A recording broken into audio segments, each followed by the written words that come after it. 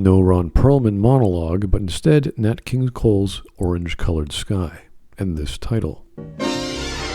Specter of nuclear war facing this nation for 10 long years is final. With a show name like Fallout, a title The End, and now the newscaster talking about nuclear war, this is not how you do subtlety. Do your thumbs up. Yeah, given the state of everything, I prefer not to if that's all right. Why not? That's what you're famous for. How's that a thing? That's like being famous for waving or giving okay signs or the peace sign. We need a bit more narrative there, unless we're getting another flashback to explain whatever this is. Was the cowboy a yes man to his superiors? Was he a goofball? What? Yeah, given the state of everything, I prefer not to if that's all right. Is the cowboy also aware of the broadcaster message of nuclear threat? What does giving the thumbs up have anything to do with nuclear threats? I can't do the weather if I don't even know if there's going to be a next week. Subtlety works when you give similar clues as to what's being implied. You have to use your brain. If the TV broadcast narrative involved announcers being afraid of something unknown, then we can use subtlety multiple times and build up the tension. It's a good contrast between the two narratives of the happy birthday and the scary message on the news. The White House had no comment about the president's whereabouts. Right now, it's just going from nuclear to nuclear, as opposed to mystery, why is the broadcaster being scared, and then slightly revealed mystery, why is the weatherman freaking out, and then maybe slightly more revealed mystery, oh my god, everyone panic, and on as you jump between the narratives. Also, how does the weatherman know what's going on? Does everyone on the set know the news? If this were the case, wouldn't there be pandemonium and people running for the hills? Also, do the people at the birthday party know what's going on in the current geopolitical view? What's the big deal? To do subtly, in the same vein of violence, check out the short stories of Banana Fish by J.D. Salinger and Hills Like White Elephants by Ernest Hemingway. You can read those online quickly and for free. Well, back when I was in the Marines, they taught us that if they ever drop a really big bomb, they told us to hold up your thumb just like this. And if the cloud is smaller than your thumb, now you run for the hills. And if it's bigger than your thumb? They told us not to bother running. So how is the cowboy known for giving the thumbs up? This is clearly just an attempt to get the daughter involved in the conversation. But how is this connected? The daughter could have just asked what's going on as opposed to having this bizarre thumbs up setup. Think of putting your hand in front of your face, or wearing sunglasses, or using the peace symbol, or waving, or any other common hand movement or expression. Pretty good. Why reinvent what a common gesture is unless you're going to explain it to me in a way that hopefully makes sense? Is this supposed to be a joke? Why didn't they just give him a nickname or a catchphrase or a pose and then go with that? It's an atomic bomb, Mr. Preston. There's nowhere to run to. And what superior would even use this hand gesture to teach his men? Again, is this a farcical joke? If it is, I don't know what the punchline is. So things blow up because it's the end and it's a Fallout flashback scene. So then we have Lucy's story, and this is now an anthology series. Cool. Vault 33 is getting people from Vault 32, but it looks like they're living right next to each other in the same vault. So is this a new design of vault? This definitely looks like an external vault door. Also, Lucy's dad was from Vault 31, which means there's potentially 3 vaults in one. First, I thought this was the vault door to outside, but it's not. It's just a normal vault door. So why would you need such a heavy-duty door for interconnected vaults? Is one of the vaults irradiated?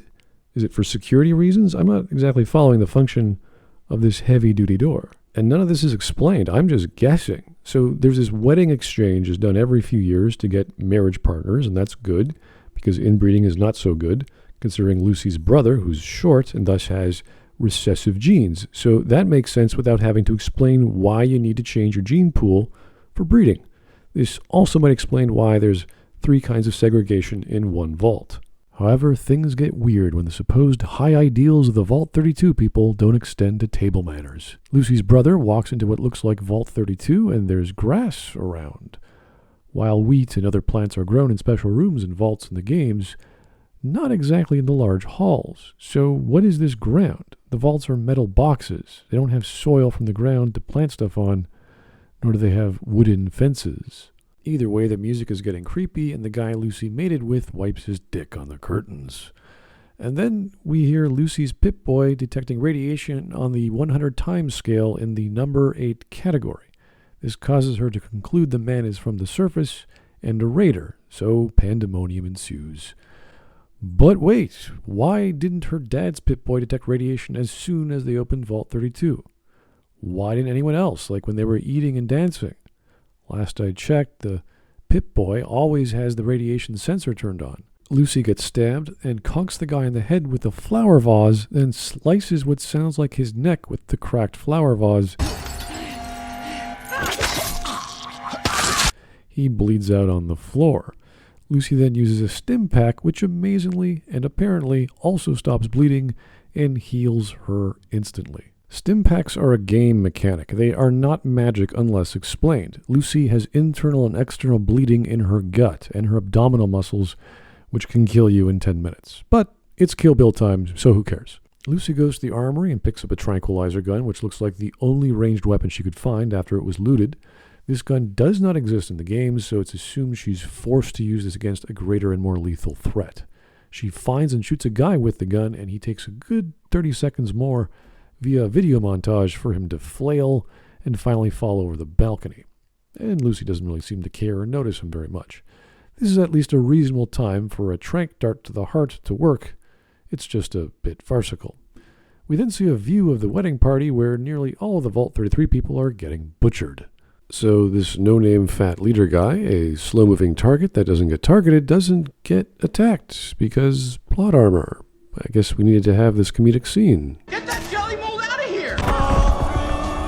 So Lucy bravely walks into the chaos, shoots another guy, and he instantly falls. Okay, that man is dead.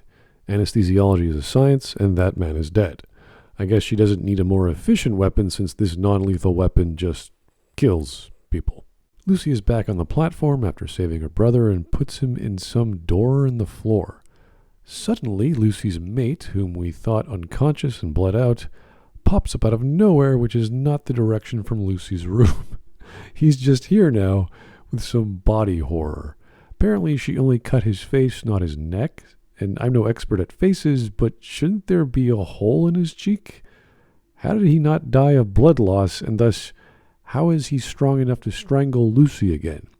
Maybe all that radiation is a natural coagulant and a stimulant. Yeah, that makes sense. So our lead actor can't die, so naturally Lucy's dad comes out of nowhere, hits the guy in the back of the head with a shovel, but he's still alive. He hits him again in the head with the shovel, and he's still alive.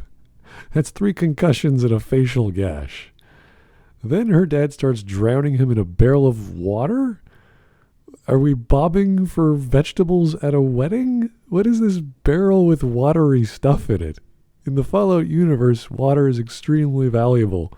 What is going on at this wedding? Then her dad gets a notification on his Pip-Boy saying Intravault door breach. And you're like, wait a moment, the door was already opened. Everyone was there, they opened it. Lucy's brother is seen walking through another door pointing to a Vault 32 during the party, so that's a bit confusing. It looks like it's connected to Vault 33's wedding party room, but I'm assuming it's the hallway through the Vault 32 open gear door room. I'm not sure. Either way, this door is open as well. So now we have 2 open doors, one with a gear vault and one we've never seen before. But now there's an intervault door breach, so maybe a third door or a hole. Is that really important right now?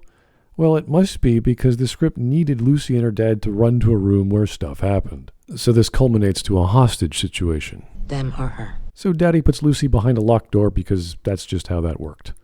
Then Raider Guy tranks Daddy with 3 darts. Okay, he should be dead, but the plot can't allow that. Then the hostage lady says to everyone to start running. So they just take the dad, and Lucy's fine, and I guess so are the hostages because they got up before the explosives blew them up. Why'd the Raiders even use explosives? They had 0 function. And after all this, you have to ask, why did the Raiders go through all of this? If the plot was to take the dad, why go through the wedding party? Why butcher everyone? Why take hostages? Why start an intra-vault door breach that does nothing? Why set off a bomb or a series of bombs that do nothing?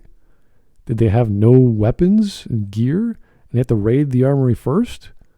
Were there no weapons on the surface that they survived through? Why not attack as soon as the door was opened?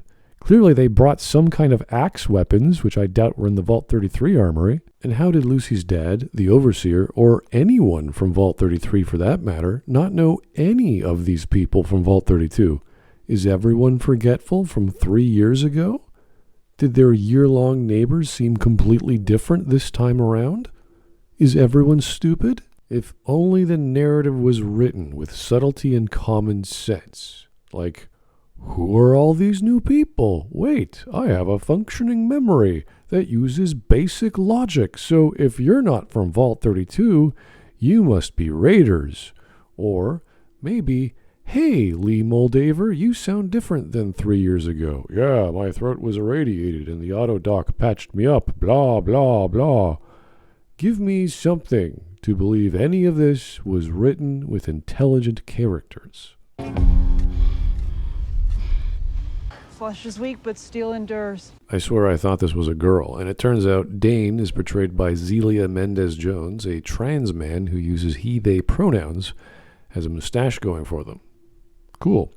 They're also in the Wheel of Time series, another fantastic series by Amazon Prime, which you can watch Season 3 on the... Can you identify this relic? Rotor?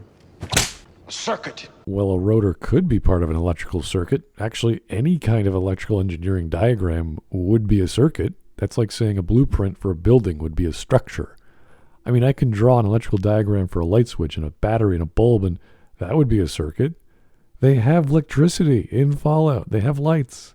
Circuits are not a relic in the Fallout universe. But we're really here to see Maximus get beaten up. We learn that the Brotherhood of Steel power armor guys are here to hunt down some fugitive. Instead of using fax machines or anything like that, they're drawing a person's face by playing bingo over the radio. Okay, sure. The recruits are throwing rocks at a makeshift basketball net. I guess they didn't have any balls at the camp. Fair enough. And Dane gets a promotion. Maximus is jealous, and then Dane gets her feet cut because someone put razor blades in her shoes. Maximus gets sent in a head bag to somewhere, and then we're back to Lucy. Lucy wants to rescue her dad, but no one agrees. Wow, it's the plot of Fallout 3. So she gets her brother and the guy who likes her to help her out. She takes no eye protection and brings her trank gun with her. And the real outer door looks even bigger than the other internal Vault 32 door. Lucy can't help herself and tranks the guy who likes her by injecting him in the hand, and he collapses within seconds. She believes this will help him get out of trouble. I don't know. Maybe she just likes tranking people, even if they're helping her. Back to Maximus, we find out he's in the Brotherhood to hurt the people who hurt me? Ooh, a revenge plot. But that doesn't get explored at all because Ringo Bingo guy. If I can help the Brotherhood make it better, Eden, or whatever. This implies the Brotherhood are either looking or trying to build a promised land or looking for the Holy Gek, which was the plot of Fallout 2. You know, everything's fine. This is fine. This is completely original. Either way, Max becomes a square or a squire of Knight Titus. It is your most sacred duty to protect the Brotherhood. After which, to protect the mission. After which, protect your Lord, Knight Titus. Okay, lots of plot coming at Maximus. He gets branded by a power armor hand, which is a new thing as far as I know in this show. And off they go to hunt Ringo Bingo guy. Cut to some random guy in the dark getting penetrated in the back with a doll. Was this via the junk jet from Fallout 4? What is up with this scene? Was he just guarding a cemetery? Well, at least he wasn't hit by a trank dart and he's not mostly dead. So some guy digs up, I'm assuming to be a ghoul. Now apparently some other guy digs this ghoul up every year, removes pieces of him, then puts him back in the ground, and also gives him some kind of IV drip. Interesting. This is weird, since we know from Harland in New Vegas that ghouls need to eat and drink. But we also learn from Billy in Fallout 4 that Billy was trapped in a fridge for 210 years, which you can then sell this kid to Bullet, who tells us that ghouls don't need to eat. But then there's Kent from Fallout 4, who can starve to death according to Irma's terminal. But back in the original Fallout, the Ghoul city of Necropolis can die out if you steal their water chip. So it's completely unclear on whether ghouls need food or water to survive, or some ghouls operate differently than others. And boy, does the guy in this story operate differently. Feral ghoul can't abide a chicken. If he goes for him, we kill him. Chickens and hens are mentioned in the games and finally make an appearance in Fallout 4's Far Harbor DLC and in Fallout 76. So rare, but this is lore accurate. And it turns out the ghoul is our cowboy, and the grave diggers want to give him a job, so they're also looking for the man in glasses who happens to be going to Moldaver, the person that Lucy is looking for. Suddenly, the ghoul has a rope or bullwhip or something. It's dark and very hard to see, and he somehow knocks Guy A over with it, then gets behind Guy B. Guy C shoots at him, kills Guy B, then Ghoul takes Guy B's gun and blows away Guy C.